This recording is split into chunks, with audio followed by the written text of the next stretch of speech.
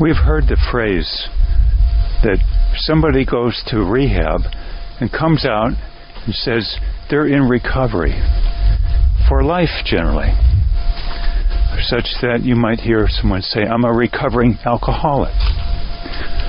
There's even a Dr. Ann Schaaf, who passed away recently, who developed different views than conventional ones on matters of therapy, and got out of the typical system of practice, called herself a recovering therapist.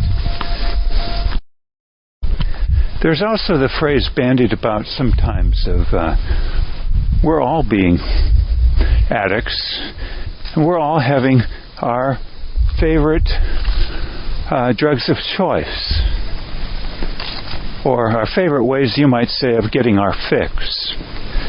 Now, some would classify them into chemical-based fixes like alcohol, heroin, meth, fentanyl, or what Dr. Ann Schaaf called as the process addictions. I tend to think of them as status control and very expensive and ever-changing distractors.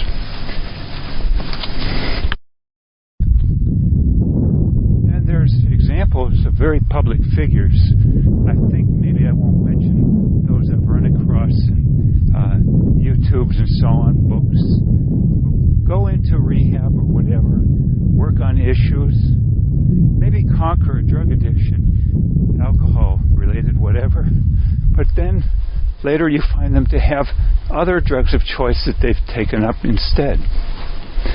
I know some theorists have talked of this as symptom substitution, but maybe a more simple term would simply be to say that they switched to a more socially acceptable drug of choice, say from alcohol or chemical-based drugs in general to maybe workaholism or what you might call a relationship addiction, maybe overdependence and using people as distractions, perhaps even to the extent of what they call sexaholism. Now, actually, I don't see someone calling themselves a recovering anything as a bad thing, but a very admirable thing, because many people may have the approach, I believe, till almost their deathbed, that whatever happens to them, whatever they feel that causes them emotional distress, is always other people's fault. And there's a kind of a blame game going on here, if you will.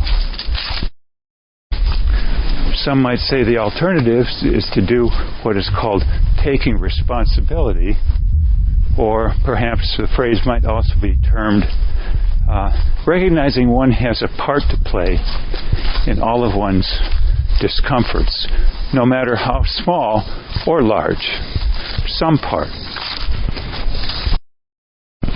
Thus, it's sometimes said that those with alcoholic issues who go to Alcoholics Anonymous, AA perhaps, may have reached rock bottom in that it no longer tends to work. They're claiming that their struggles, their emotional pains, whatever, is always someone else's fault. They've reached a point where they can no longer do this and make it a credible argument in their own mind. So it strikes me that perhaps to say that somebody is in recovery is an admission that they have discomforts, they have fears, and probably almost all of us human beings to our dying day will never conquer all of these, and we'll tend to call this being in recovery as per growing hopefully less and less fearful on an overall basis as time goes on, recovering from our predilection, if you will, our tendency to be very fearful creatures. Recovering meaning growing when you take a long-term view with hiccups along the way, of course, bumps in the road. But of course, we get bumps in the road too with colds, with infections, with bronchitis, with even pneumonia from time to time. You would hope that we learn how to take better and better care of our health, and in that sense are in recovery in terms of growing.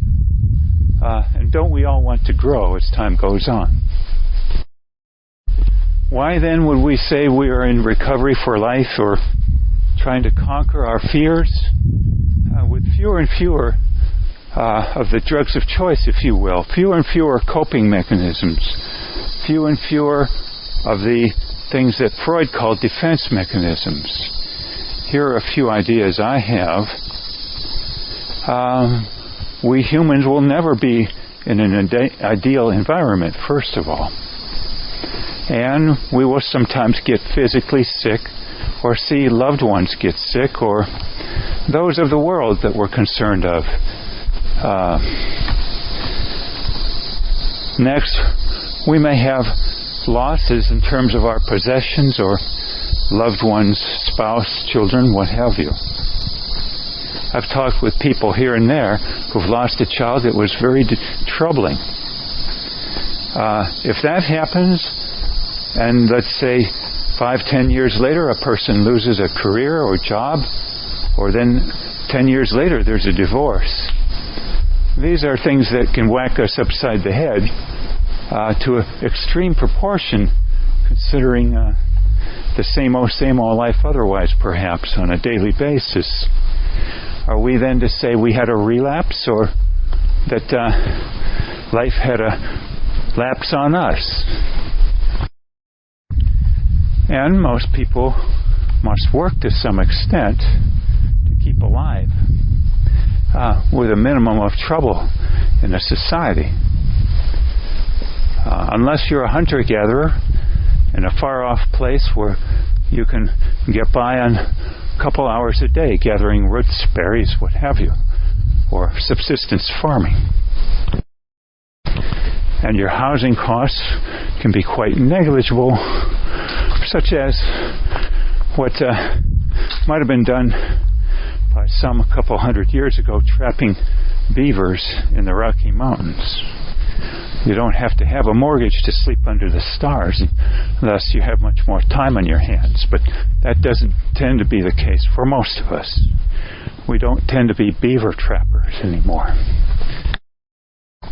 And then there's a matter of our mind arguably being like sieves. We tend to forget what we don't review. And there's far too much to review to cover it all. And so Danny Iny has talked to this with regard to course creation and theory on learning in general. Very fascinating.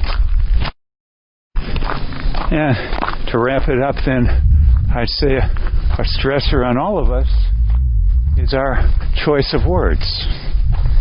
I remember the motivational speaker Les Brown once saying in a YouTube short that the minute you open your mouth, people will know who you are. And others have said words to the effect that you are your words, or choose your words very carefully. They can have a very strong effect one way or the other, and often can't be taken back in the minds of others. My personal position at this point, in fact, is that those who are considered highly respectful are those who have a combination of great understanding of people and convey it very well as to their word choice to frame how they view people and how they thus communicate it, hopefully very positively. But alas, I think the words we have in dictionaries tend to be very lacking.